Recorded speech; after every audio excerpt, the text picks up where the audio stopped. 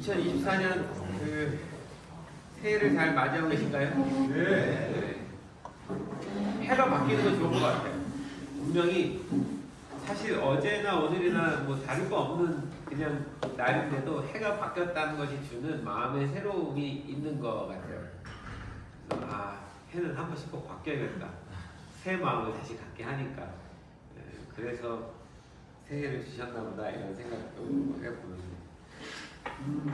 오늘 이제 같이 나누고 싶은 말씀은 제가 지금 그 선교 주간에 있거든요. 그러니까 3주 동안 이제 훈련받고 1월 22일 날 캄보디아로 팀을 데리고 선교를 가는데 가서 이제 노방전도 사역하고 마을마다 찾아가서 사람들을 다 집주마다 두들기고 가가지고 초청해서 교회로 사람들을 초청해서 들어와서 교회에서 집회하는 거예요. 쉬운 일은 아닙니다. 쉬운 일. 마을마다 들어가 집집마다 두들기는 것 자체부터 두려운 거거든요. 그 사람들이 나와줘야 되는 거고 나온 사람들한테 예수님 복음 전해야 되는 거고 문화가 다르기 때문에 예수라는 개념이 없는 사람들한테 예수라는 분을 설명해야 되는 거고 또 받아들여져야 되는 거고 여러 가지. 그래서 지금 훈련 중에 있는데 그 훈련 과정 중에 저희가 매년 이 훈련과 선교까지 다녀오는 기간이 한 달이 좀 넘는데 이 기간 동안에 사도행전을 묵상을 해요.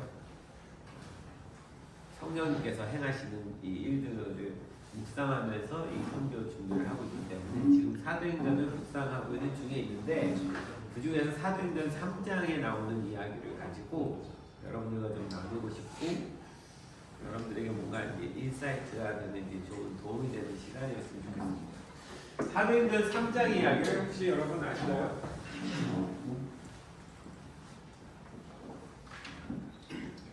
사도행전 3장이요. 안준뱅이를 일으키는 기적의 사건입니다. 치유 사건. 사건 전체를 다 이렇게 살펴보기보다는 여기서 몇 가지 포인트만 시간상 포인트만 좀 얘기하고 싶은데 네. 여러분 예수님께서 십자가에 죽으시고 부활하셨어요. 여기 계신 분들은 예수님의 부활을 다 믿는 줄 믿습니다. 근데 부활하시고 나서 예수님이 40일 동안 이 땅 가운데 계셨었어요. 40일 계시고 그 다음에 승천하셨어요. 40일 동안 예수님은 하나님 나라의 일을 말씀하시니라 라고 사도행전 1장에 기록되어 있어요. 예수님 부활하시고 그냥 곧장 승천하신 것이 아니라 40일 동안 자기의 부활을 증거하시고 만난 사람들한테 전부 하나님 나라에 대해서 40일 동안 가르치시고 가셨어요. 그러면 예수님의 부활에 있어서 중요한 의미는 그 부활이 죄의 문제를 해결해서 우리를 구원으로 이끌어 주신 은혜죠. 은혜의 사건이죠. 근데 예수님에게서 있어서는 그 죄의 문제를 해결해 주는 것만이 전부는 아니었던 거예요. 그 이후에 더 중요한 일이 있었는데 그건 하나님의 나라에 대한 가르침이었던 거예요. 그거는 부활 이후에만 설명할 수 있었던 거예요. 하나님 나라는 부활에서부터 시작되는 거니까. 여러분 그렇다면 우리는 지금 예수님 부활 이후에 살고 있는 사람들이잖아요. 믿죠? 그러면 지금 부활을 믿는 우리들에게 부활 이후를 사는 우리들에게 예수님께서 제일 심각하게 가르치고 싶은 주제가 있다면 그건 뭘까요? 그건 하나님의 나라예요. 그럼 우리도 지금 하나님 나라 안에 살고 있어야 되는 사람들이에요. 맞죠? 여러분 우리는 오늘 하나님 나라 안에 살고 있습니다. 예수님이 가르쳐주신 하나님 나라 안에서.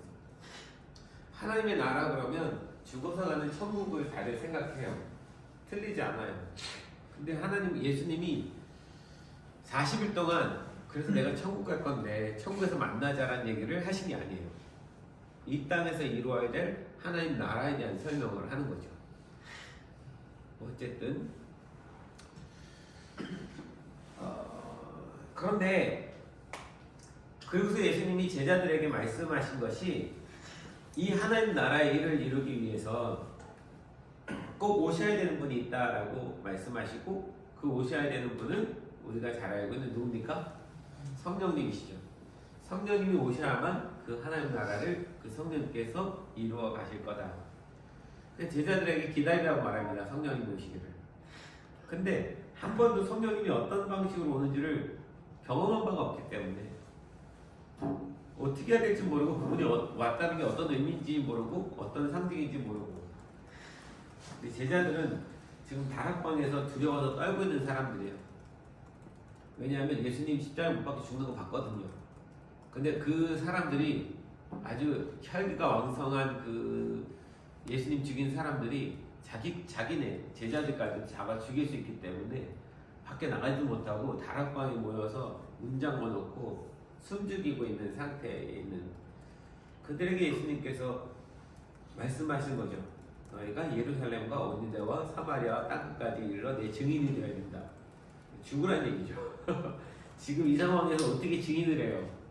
말이 안 되지. 자기네 보기만 하면 잡아 죽이려는 사람들 앞에서 어떻게 증인을 할 수 있겠어요? 그 일을 가능하게 해주시는 분이 성령님이에요. 그 전에는 감당할 수가 없는 일인데 우리가 아는 것처럼 사도행전 2장에 성령님이 오시잖아요. 성령님이 오시고 나니까 제자들이 갑자기 너무 뜨거워져서 그 다음부터는 목숨 걸고 나가서 복음 전하기 시작하는 거예요. 성령님 오시기 전에는 목숨을 걸 수 없는 사람들이었는데 두려워 떨던 사람인데 성령님이 오시니까 상황이 바뀐 거예요. 근데 성령님이 오셔서 이 제자들한테 진짜 깨닫게 해준 게 뭔지 아십니까? 뭘까요? 제일 중요한 거. 그 사람들이 이렇게 담대할 수 있었던 이유. 제자들이 성령 강림하시고 담대하게 될 수 있었던 건 어떤 변화가 일어난 거예요? 제자들의 마음 안에. 뭐가 바뀌었냐면 예수님 따랐잖아요. 제자로. 근데 예수님 십자가에 죽으니까 뿔뿔이 흩어지거나 도망가거나 숨었잖아요. 두려웠잖아요. 예수님 만난 것만으로는 이 담대함이 생길 수가 없어요. 뭘 믿어야지 생기는 거죠? 담대함은? 부활.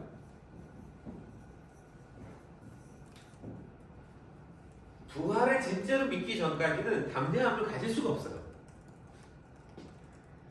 이 부활은 부활이 왜 담대함을 주냐면 죽음이 이제 아무 문제가 안 되는 거예요.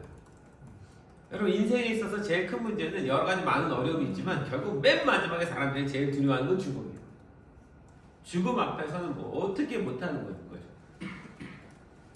근데 죽음이 내 인생에 아무 문제가 되지 않는다면 그 옛날에 우리나라 그런 말 있죠. 죽기 아니면 까무러치기. 죽기 살기로 덤비는 사람은 이길 재간이 없어요. 죽음이 아무 문제가 안 되는 거예요. 여러분 이 사업하시면서 뭐 살아가면서 우리 신앙생활 하면서 사실 우리 안에 제일 큰 문제는 두려움이에요.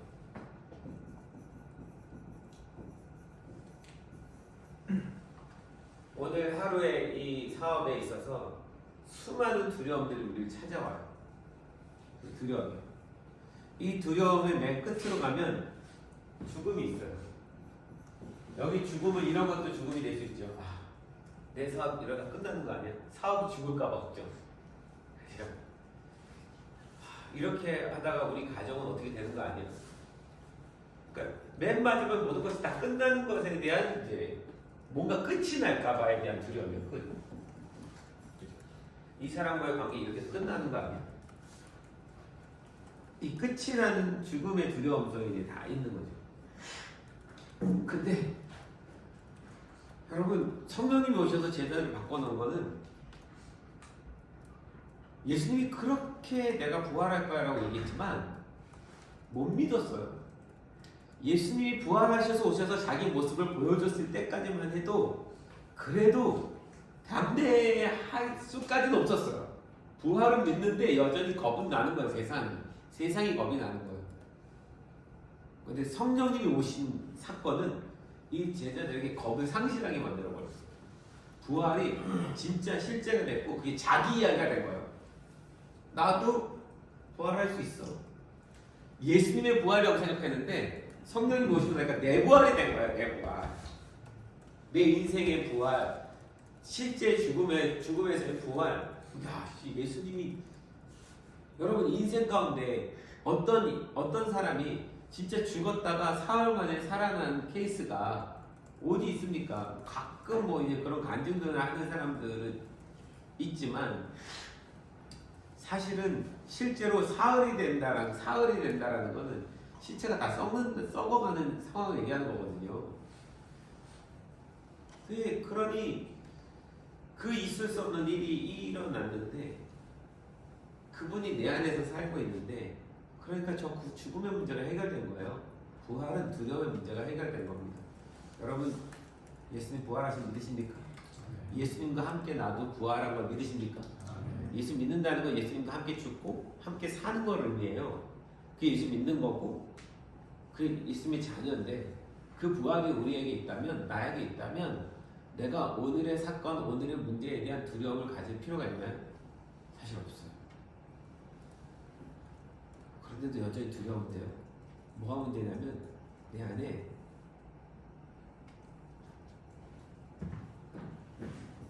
여러분 성령 충만은요 예수 충만입니다. 성령님께서 오셔서 하시는 일은 우리 안에 예수를 충만하게 해주시기 위해서 오신 분인 거예요. 그래서 성령 충만하십시오. 성령 충만 받으십시오. 오늘도 성령님과 함께 하십시오. 그래야 내 안에 예수가 충만합니다. 내 안에 예수가 충만하다는 건 그 부활의 믿음이 충만해지는 거예요. 그러면 오늘의 문제, 오늘의 사건, 내일에 대한 염려, 걱정, 두려움 다 이길 수 있습니다. 부활해야 됩니다. 우리는 죽어서 천국 가는 부활만을 꿈꾸는 사람이 아니라 이 땅에서 부활을 경험하며 사는 사람이 되어야 됩니다. 세상 사람들에게 보여줘야 됩니다. 이런 상황 속에서도 어떻게 웃을 수 있지?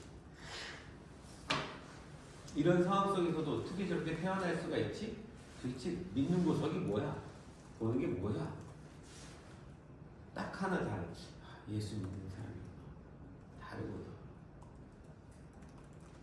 그때 설명해야 되는 거죠. 예수님 부활하심. 부활의 증거가 증인이 되는 모두가 되기를 바랍니다. 이 얘기를 하려고 한 건 아니었는데, 자, 요건 지우고 갈게요. 이렇게 하면 지워지나? 우와, 좋아요. TPL이다 이 영상에서. 그 이제 오늘 사도행전 3장의 이야기는 성령 충만한 베드로와 요한이 성전으로 들어가다가 일어난 사건이에요. 근데 얼마 전까지, 바로 며칠 전까지 두려워서 다락방 안에 숨어있던 사람이 성전으로 들어간다는 것 자체가 굉장한 모험이에요. 왜냐하면 예수님이 잡혀서 모욕당하시고 치욕당하신 곳이 그곳이란 말이에요. 그러니까 사람들 앞에 드러나면 안 되는 사람인데 성전으로 들어간다는 건 이제 죽음의 문제가 해결된 거예요. 그러니까 사람들, 예수님을 죽인 대제사장, 서기관 그런 사람들 있는 그 현장에 자기 들어가는 거예요. 기도하러. 굉장한 담대함인 거죠. 문제가 안 되는 거예요. 죽음이.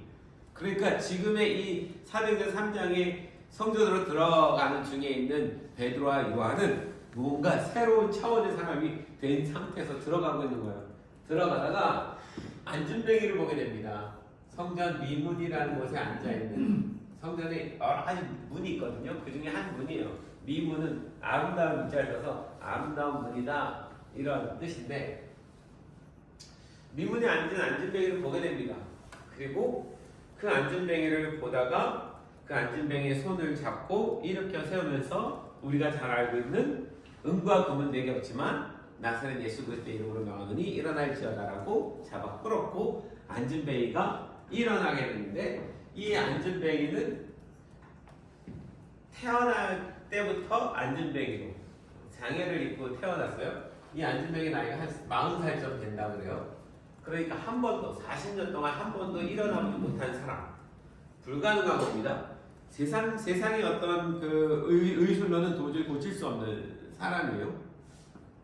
이 사람이 일어나서 뛰게 됩니다. 그리고 성전에 들어가서 하나님을 찬양하고 이 모습을 보고 현장에 있는 사람들이 충격을 받습니다. 충격을 받고 이게 어떻게 된 일이냐? 왜냐하면 이 안진뱅이의 치유 사건은 단순한 치유하고 다릅니다. 이런 치유는 뭔가 상징성이 있어요. 이런 기적은 누구만 일으킬 수 있다? 이 기적은 하나님으로부터 오지 않으면 일어날 수 없는 기적인 거예요. 그러니까 이 기적은 하나님이 일으키신 기적인 거예요. 그러니까 부인할 수가 없는 거예요. 그러니까 전적인 하나님의 능력이 나타나야만 일어날 수 있는 기적의 몇 가지 중에 문둥병자, 뭐 낫거나, 뭐 혈루병이 낫거나, 이런 사람들 이렇게 낫거나, 소경이 눈을 뜨거나, 이건 시간이 지나가면서 해결될 수 있는 문제가 아닌 기적이 일어나야 됩니다. 근데 분명히 하나님으로부터 일어난 기적인 거예요. 이 사건을 통해서 몇 명이 회개하고 돌아옵니까? 5,000명이 회개하고 돌아와요. 오순절날 제자들이 방언하고 이런 이 모습 보고서 신께서 사람들이 몰려들었다가 베드로의 설교에 깨닫고 회개한 사람이 3,000명이에요. 3,000명인데 이 안진뱅이 사건 때문에 회개한 사람이 5,000명이에요. 성령님이 오셔서 일어난 직접적인 사건도 3,000명인데 안진뱅이 사건으로 일어난 기적이 5,000명이에요. 그러니까 이건 굉장히 상징성이 있는 지금 기적인 거예요. 베드로가 안진뱅이 일으킬 때 이 안진뱅이 일으키면 5,000명이 회개하고 돌아올 거야라는 걸 알았을까요? 몰랐을까요? 몰랐죠. 모르고 시작한 일이에요.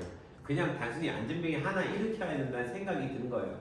이렇게 세웠는데 그러면 하나님의 입장에서는 베드로가 이 안진뱅이를 일으킬 때 이 안진뱅이를 통해서 5,000명을 회개해서 돌아오게 할 계획이 하나님께 있었을까요? 없었을까요?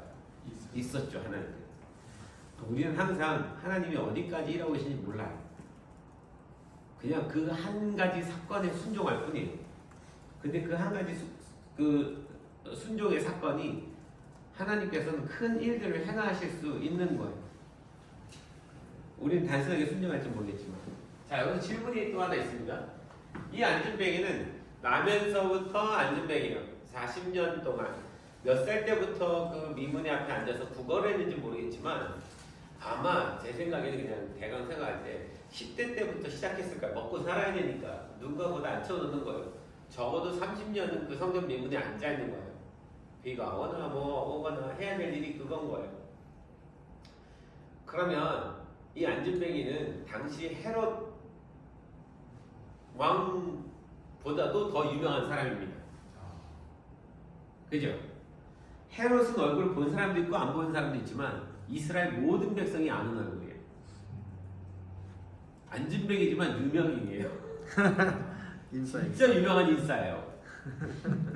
안 본 사람이 없어요. 이스라엘 백성들은 1년에 3번 남자는 성전에 가서 하나님께 얼굴을 들이밀어야 돼요. 그러면 정일 지나가야 돼요. 그럼 저 안진뱅이는 항상 있는 거예요. 전국적으로 이 사람이 안진뱅이라는 거 알아요. 40년째 못 일어나고 있다는 것도 알아요. 모든 정보를 모든 사람들이 다 갖고 있어요. 이스라엘 백성 전부 다. 그러니 이 안진뱅이가 일어났다는 건 어디 모르는 한 안진뱅이 하나 일어났다가 아니에요.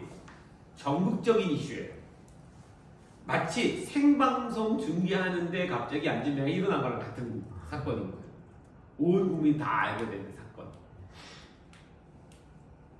이걸 왜 5,000명이 거기도 5,000명이 왜 회개를 할 수밖에 없었냐면 이 사건이 어떻게 일어난 거야? 이 기적은 누가 일으킨 거야? 결과적으로 이제 베드로가 얘기하죠. 너희가 죽인 예수가 일으킨 거야. 할 말이 없는 게 이 사람이 일어난 현장이 있잖아요. 지금 예수 이름으로 일으켰대잖아요. 그 예수 부활을 부정할 수가 없는 거예요. 사건이 일어났으니까 현장에서 목격을 한 거니까 예수는 죽어야 되는데 죽은 예수가 이 사람을 살렸어. 이렇게 이걸 어떻게 받아들여야 되는 거야. 이게 이제 삽시간에 전국으로 다 퍼져가는 거죠. 사람들이 그러면 믿어야 돼, 이걸 내가 받아들여야 될지 아닐지의 사건이 됩니다. 사건은 실제로 있고 참 하나님이 일하시는 분 놀라워요. 아무것도 아닌 안진뱅이, 아무도 신경 쓰지 않는 안진뱅이였는데 전국적 인물이었고 이 사람 하나를 회개시키고 돌아오게 하는 것이 예수 부활을 증거하는 엄청난 사건이 된 거예요. 여러분, 우리 인생 몰라요. 나 아무것도 아닌 사람이라고 생각하지 마요. 나 별거 아니라고 생각하지 마십시오. 꼭 큰 일을 이루라는 건 아니지만 하나님이 나를 어떻게 쓰실지 몰라요.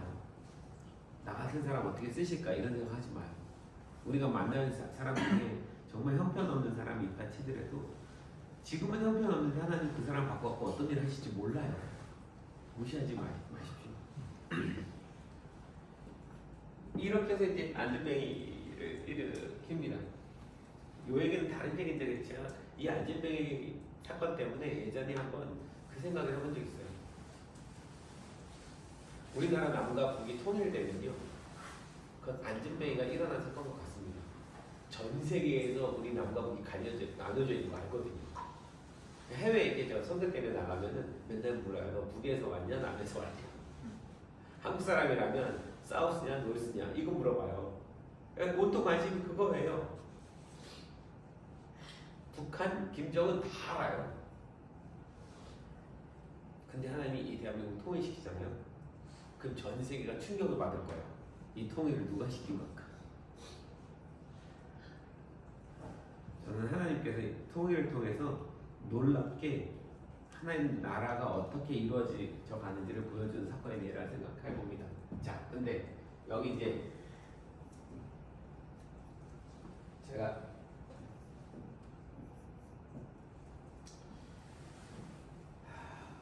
세 부류의 사람의 태도에 대해서 잠깐 얘기를 할게요. 성경을 사도행전 3장 읽어보면 베드로와 요한이 미문으로 가다가 안진뱅이를 만납니다. 베드로와 요한은 이 안진뱅이를 언제부터 봤을까요? 자기가 어렸을 때부터 출입하면서 봤어요. 베드로의 나이가 40살 가까이 비슷할 건데 처음부터 어렸을 때부터 보던 사람이에요. 그가 안진뱅이라는 거 알죠? 그 전에는 이 안진뱅이를 일으킬 생각 마음조차 가진 적 없죠. 또 지금 예수님은 이 안진뱅이를 본 적이 있을까 없을까요? 예수님이랑 안진뱅이랑 마주친 적이 있을까 없을까요? 있죠. 수도 없이 있죠. 예수님도 예수님 10살 이때쯤에 성전에 가면서부터 봤으니까 예수님이 공생의 활동 3년 동안에 예루살렘 수도 없이 지나다니셨어요. 안진뱅이 본 적 있어요 없어요? 예수님은 왜 안 고치셨어요? 안진뱅이 네. 별로는 때가 아닌 거예요. 예수님 지나가면서 아는 거예요. 이때는 내가 할 때가 아니라 베드로가 해야 될 어느 때. 그때 5,000명이 돌아올 거니까. 여러분, 미문이란 이 단어 안에 어떤 사실 그 원문의 단어 보면 어떤 의미가 사실 포함되어 있냐면 이 아름답다라는 이 아름다움에 대한 부분에 때에 대한 설명이 있어요. 알맞은 때. 다른 말로 right time. 딱 이때. 그런 의미가 있어요. 그러니까 그 때를 위해서 준비되었던 어떤 사건들을 보이는 거죠. 그럼 예수님도 고치지 않았는데 베드로가 그날은 왜 갑자기 이 사람을 일으켜 세워야겠다는 생각이 들었을까요? 여기 이제 힌트가 뭐냐면 베드로와 요한이 이 안진뱅이를 주목해서 보더라라는 주목이라는 단어가 나옵니다. 주목하다. 여러분 주목하다라는 단어는 어떤 단어입니까? 주의 깊게 살펴보는 거예요. 관찰해서 보는 걸 의미합니다. 40년을 지나치면서 봤던 사람인데 왜 그날 갑자기 주목해서 보게 된 거예요? 어떤 생각이 갑자기 그 안진뱅이를 주목해서 보면서 한참 이렇게 쳐다본 거예요. 이 쳐다보는 데는 어떤 의미가 있습니까? 성령 오시고 난 후잖아요. 성령 충만하잖아요. 그럼 베드로와 요한 안에 무슨 마음이 있냐면 그 전에 그냥 지나갔지만 그날 안진뱅이를 딱 보는 순간 그냥 지나칠 수가 없는 이상한 부담감, 마음의 부담감, 알 수 없는 이게 이 안진뱅이가 끌어당기는 그 이상한 느낌. 그래서 못 가고 멈춰서 쳐다보는 거예요. 우선 시작은 그 느낌이었는데 그 다음에 베드로 묻겠죠. 마음 안에서 성령님, 예수님, 내가 오늘 이 사람을 뭐 하기를 원하십니까? 라고 마음속에 질문을 하겠죠. 그게 주목이라는 단어의 시간이에요. 그리고 깨닫게 돼요. 손을 잡아서 이렇게 세우는데 은과 금은 내게 없지만 나사렛 예수 그리스도의 이름, 예수 그리스도의 이름으로 일으켜 세우라. 제자들이 그 전에는 예수님의 이름으로 무언가를 해본 적이 없어요. 이제 예수님 부활하시고 첫 사역이잖아요. 예수의 이름에 능력이 있다고 생각을 해본 적이 없거든요. 예수님 그냥 스승이었고 십자가에 죽었던 분이고 부활했어도 부활하신 분으로 가셨어도 예수 가셨는데 예수 이름으로 뭘 해? 이런 생각 해본 적이 없거든요. 근데 그날 그 안에 성령님의 가르침 받는 거죠. 순종했어요. 그래서 진짜 순종한 대로 손을 잡고 은과 금은 내게 없지만 나사렛 예수 그리스도의 이름으로. 그 얘기 뭐냐면 예수님이 이미 부활했고 부활하신 그 예수님이 자신만 부활한 게 아니라 그걸 믿는 자에게 부활을 나타내시는 그런 분으로 우리 안에 영으로 와 계신 지금 이 현장에도 내가 예수 그리스도의 이름이라고 명령 말할 때 기도할 때 간구할 때 그 현장에 예수님이 나타나셔야 되는 그게 부활인 거예요. 그냥 3일 만에 부활한 것만 부활이 아니라 여기서도 부활이 일어나야 된다 믿는 믿음으로 이렇게 세운 거죠. 그때 진짜 일어나 이 주 이게 주목해 하시는 분이 성령님이십니다.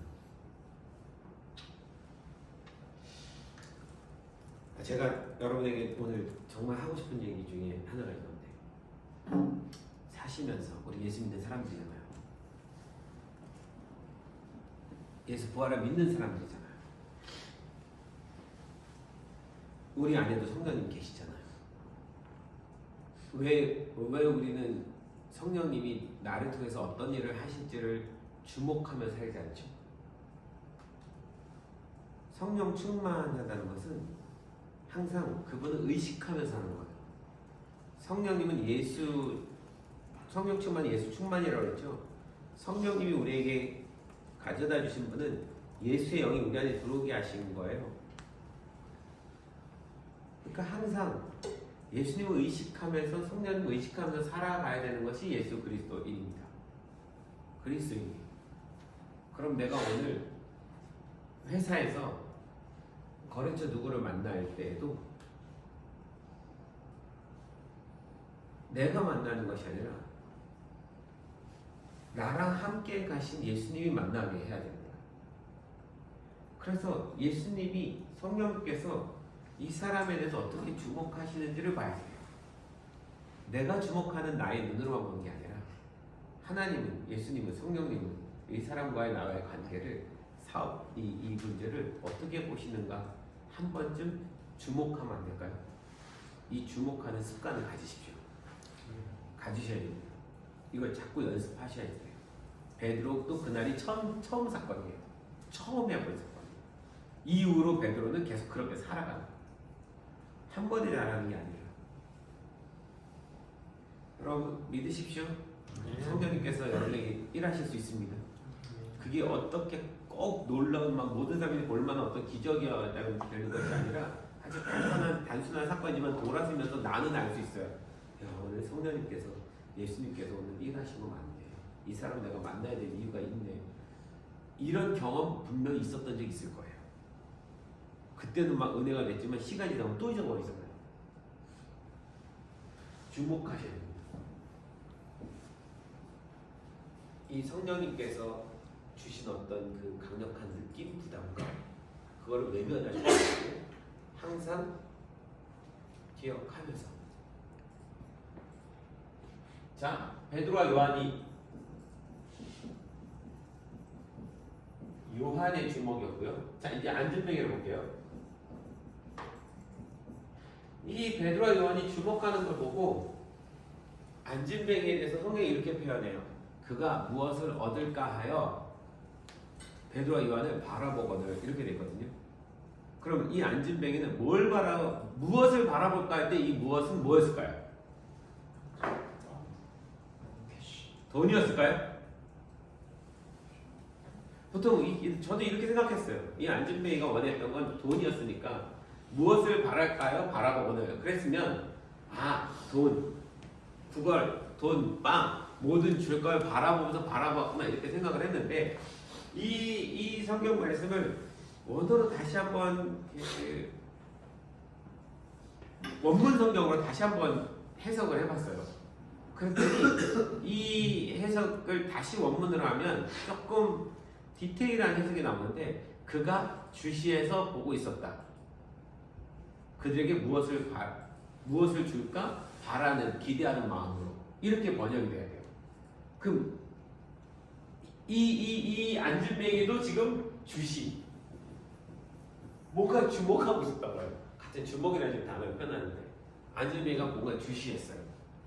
근데 이 안전뱅이 주시라는 단어는 이 단어를 뜻을 살펴보면 요게 동사인데 타동사가 쓰면 문법상 타동사가 쓰면 붙잡다라는 단어예요.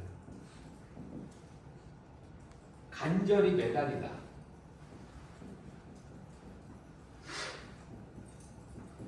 여러분, 그러면 이 안전뱅이가 지금 돈 달라고 쳐다보고 있었던 거예요? 안전뱅이도 느낌이 이상했어요. 지금 자기한테 돈을 줄 게 아닌 것 같아요. 안전뱅이는 이 베드로와 요한이 누군지 알았을까 모르겠을까요? 왜 몰라요? 모든 정보를 다 갖고 있는 사람인데 정보통인데 30년 동안 그 성전 안에 들어가서 기도하는 거고 성전 바깥에서 나오고 떠들거든요. 제가 기도한대요. 그 온 이스라엘 백성들이 다 지나가면서 떠드는 소리 다 듣는 사람이에요. 안전뱅이한테 물어보면 다 알아요. 예수님 제자인가 알아요? 제가 볼 때 알아요. 항상 따라다니는. 그런데 베드로 요한이 주목하고 있는 그 순간에 안전뱅이도 느낌이 왔어요. 이상한. 뭔지 모르겠는데 내가 오늘 붙잡아야겠다. 이 사람 붙잡아야겠다. 근데 이 사람은 예수를 따라다니는 사람인데 예수는 죽었는데 근데 안전뱅이는 그 전에 사건 이야기 들었어요.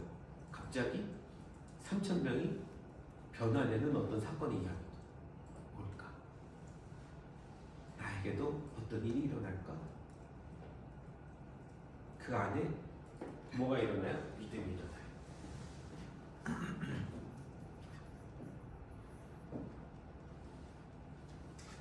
붙잡을 기대는 것 같습니다. 이 주시하게 보는 이 믿음은 그 순간 누가 주신 걸까요? 그것 또한 성령님이 주신 겁니다. 이 사건에 많은 사람들이 베드로와 요한한테 얘기해요. 세 번째 주시 보면 뒤에 후반부에 가보면 이제 사람들이 이 사건을 목격한 사람들이 베드로와 요한에게 누구의 이름으로 누구의 권세로 이 일을 해냈느냐라고 물어봐요. 그때 베드로가 왜 너희는 우리를 주목하느냐라고 이렇게 표현해요. 자, 주목. 사람들이 주목한 건 뭐예요? 사람들은 뭐에 주목하고 있었어요? 사람이. 누가 했어? 사람이 주목하고 있어. 사람과 사건에 주목하고 있는 거예요. 베드로하고 요한은 지금 누구에 주목하고 있어요? 성령님이요. 사람이고 사건이 있지만 그 뒤에 배후에 누가 계신지에 관심이 있는 거예요. 안전벨리도 지금 누구한테 관심이 있어요? 베드로와 요한이 아니라 베드로와 요한 뒤에 있는 뭔가에 지금 관심이 가게 된 거예요. 이게 중요해요. 그런데 세상 사람들은 누구한테 관심 있어요? 사람이나 사건에 관심 있어요. 거기에 주목하는 거예요. 제가 오늘 드리고 싶은 핵심은 사실 이것 때문에 여기까지 왔는데, 여러분, 사람이나 사건이나 어떤 일에 주목하는 습관에서 그 일, 사람 뒤에 역사하시는 하나님, 예수님, 성령님의 일에 관심을 가지십시오. 거길 주목하십시오. 어떻게 일하실지. 내가 오늘 누구에게 음식을 주는 서빙을 하고 수많은 사람들을 만나는데 그냥 손님이라고 생각하는 것이 아니라 조금만 내가 생각을 바꿔서, 그러나 이 손님 중에 그 뒤에 일하시는 성령님은 어떤 저희가 있을까? 근데 우연찮게 어떤 한 손님, 뭐 여자분이 들어왔는데 느낌이 이상한 거야?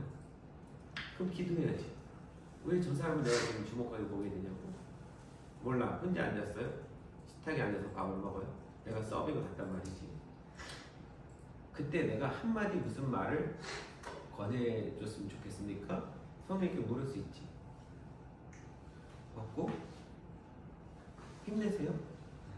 한마디 했어. 그 말 한마디 때문에 살 수도 있는 거예요.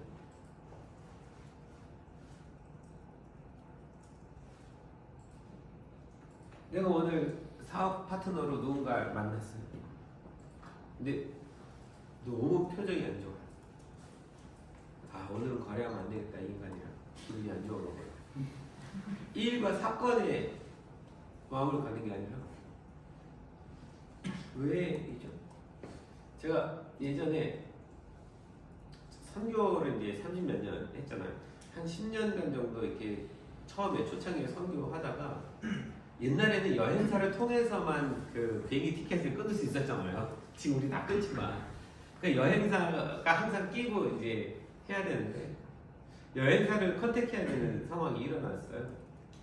어디 여행사를 택할까? 근데 선교니까 아무나 택하고 싶지 않은 거예요. 근데 당시에는 누구 아는 사람 없어서 제가 차를 끌고 기도했어요. 하나님, 내가 오늘 여행사, 정말 중요한 여행사, 이 선교를 같이 해줄 여행사를 만나야 되는데 어디로 가면 되겠습니까? 그래서 차를 끌고 무작정 달렸습니다. 달리다가 위치는 정말 그날은 신호등 앞에서 직진할까요? 왼쪽 갈까요? 오른쪽 갈까요? 직진이 먼저 떠오르면 직진하고 왼쪽이 떠오르면 왼쪽으로 가고 무모하게 그냥 그렇게 한번 순종을 해봤어요. 그랬더니 진짜 그 가는 길에 거기 여행사가 있을 만한 데가 아닌 곳에 여행사가 하나 딱 보이더라고요. 그래서 성령님 혹시 저기입니까? 마음에 이렇게 그렇다는 느낌이 들어요. 차 세우고 들어갔어요. 들어가서 이제 제가 이렇게 해서 우리 팀이 이제 선교 때문에 여행 가는 것 때문에 이걸 의뢰하러 왔습니다. 왔는데 하필 저를 맞이하러 온 친구가 그날 첫 출근하는 초년생이었던 거예요. 그 여행사 그날 첫 출근인 청년이 나왔어요. 이 여행, 이 업무, 이 일을 처음 이 사람한테 맡겨도 되나? 이 인간적인 생각이 드는데 기도하고 왔잖아요. 그 친구가 뭐라 했습니다. 이 친구도 모르는 게 너무 많아요. 그래서 제가 가르쳐줘야 돼요. 이건 이렇게 해야 되고 저렇게 해야 되고. 그래서 비행기 티켓을 받는 어떤 날이 이제 왔어요. 옛날에 종로에 가면 이제 그 생명의 말씀이라는 기독교 서점이 있는데 거기서 이제 만나서 티켓을 받는데 표정이 너무 어두운 느낌이 드는 거예요. 저한테 밝게 인사를 했지만 느낌이. 제가 받고 나서 이제 수고했습니다, 고맙습니다 하고 갈까 하다가 혹시 무슨 일이 있냐고, 당신 마음이 굉장히 어려운 것 같은데 무슨 일이 있냐고 그랬더니 그 친구가 막 쏟아내기 시작하는데 그 주간에 교제하던 사랑하던 결혼하려고 했던 여인과 헤어지는 사건이 일어나고 가정에 뭐 여러 우환들이 일어나고 막 일주일 동안 다 터져가지고 이 친구가 완전히 마음이 멘붕이 된 거예요. 그래서 제 마음에 하나님이 이 친구에게 예수를 전하라는 마음을 주셔서 우리 인생은 이렇게 힘들고 어려울 수밖에 없어. 이 문제를 해결하기 위해서 오신 분이 있지. 그냥 그렇게 접근하면서 예수님을 전했는데 그러면서 그 친구한테 영접기도 시켰죠. 그 친구가 영접기도 하고 나더니 완전히 싹 얼굴이 바뀌어서 너무 신기하다고. 방금 전까지 죽을 것 같은 이 마음이 한 번에 사라져 버렸다고. 전 그때 전도사였거든요. 저 사람 어떻게 이런 일이 일어날 수 있죠? 마음이 어떻게 하나도 안 아프고 이렇게 평안할 수가 있죠? 그날 그 친구 예수 믿었어요.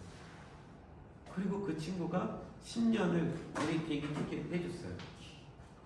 근데 10년을 한 거 정도가 아니라 3년 이후부터는 티켓팅만 해준 것이 아니라 자기도 티켓팅 끊어서 선교를 같이 다녔어요. 와. 그래서 걔 데리고 다니까 너무 편했어요.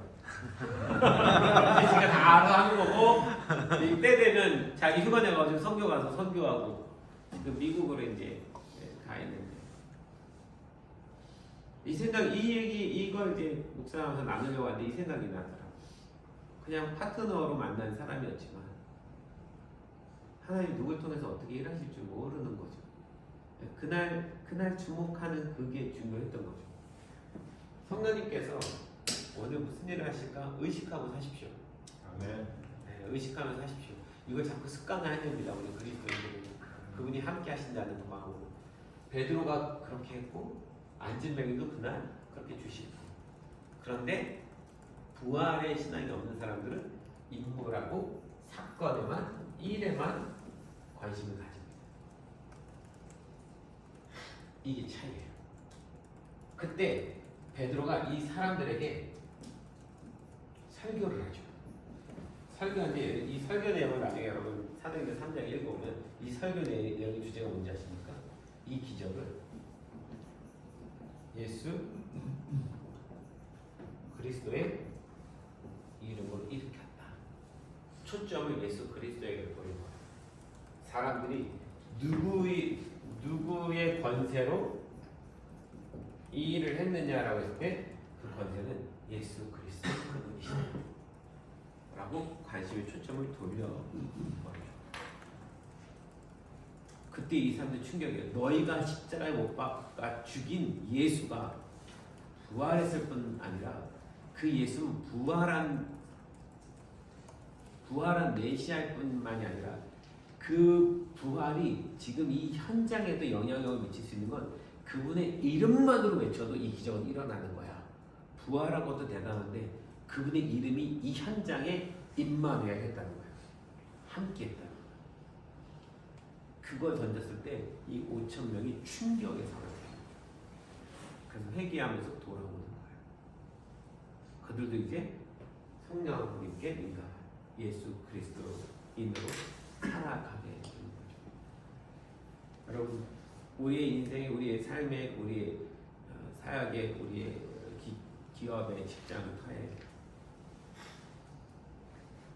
우리가 일만 하는 것이 아니라 돈만 버는 것이 아니라 그 일을 통해서 내가 만나는 사람들과 어떤 상황 속에서 성령님 무엇을 원하십니까? 라고 항상 묻고 잘 모르겠어도 어떤 느낌이 들면 순종해보고 그렇게 하고 나서 그 순종의 최종적인 맨 마지막 그림은 결국 예수 그리스도를 나타내고 드러낼 수 있는 어떤 사건이 일어나고 그 초점을 예수 그리스도에게로 옮겨들고 전달하는 일. 이게 아마 주님이 여러분에게 원하시는 일일 겁니다. 그 일 때문에 우리는 모인 거고요. 매일매일 만나는 사람, 매일매일 일어나는 일들 매일매일 일어나는 사건들 속에서 결국 최종적으로 맨 마지막에는 예수 그리스도의 이름이 증거되는 아름다운 일이 있었으면 좋겠습니다. 네. 우리 잠깐 기도하고 마실까요?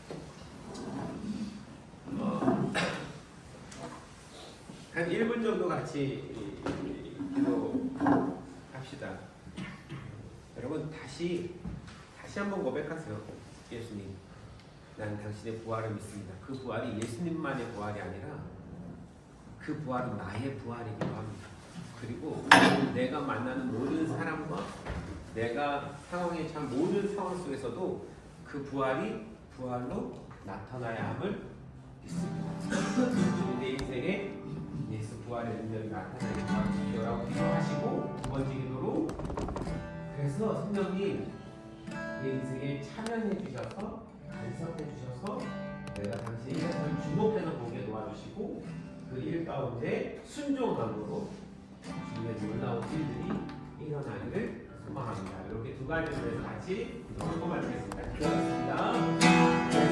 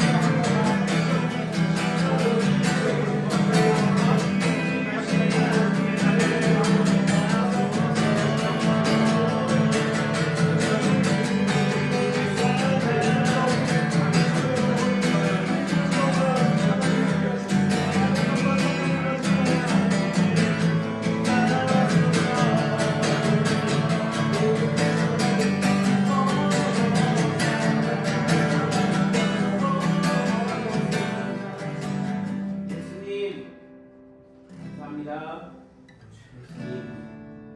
우리를 위해서 부활해 주셔서 감사합니다. 당신만이 부활한 것이 아니고 당신은 그 부활을 우리에게도 허락하여 주시고 우리의 삶의 모든 터전에 모든 곳에서 그 부활의 역사가 일어나기를 원하신 것을 믿습니다. 주님, 원컨대 이곳에 있는 모든 주님의 귀한 자녀들 이들에게 그 삶 안에 부활이 일어나게 도와주십시오. 이들이 만나는 모든 사람들에게 부활의 은혜가 있게 도와주십시오. 그래서 예수님의 그 살아계심을 증거할 수 있게 도와주십시오. 주님, 그래서 하나님 모든 일과 사건과 주님 모든 사업터와 모든 상황 속에서 그 뒤에 일하시는 성령 하나님의 그 역사를 믿고 바라보고 있는 주님의 자녀가 되게 도와주십시오. 주님, 내 능력으로만 일하지 아니하고 그 뒤에 일하시는 성령님께 주목할 수 있는 마음, 믿음 주십시오. 주님과 함께 동행하고 싶습니다. 그래서 결국은 그 모든 상황 속에 예수 그리스도의 이름이 증거되는 아름다운 역사가 우리 CMC 모든 지혜 멤버들 가운데 일어나기를 간절히 바랍니다. 주님 인도하여 주시옵소서.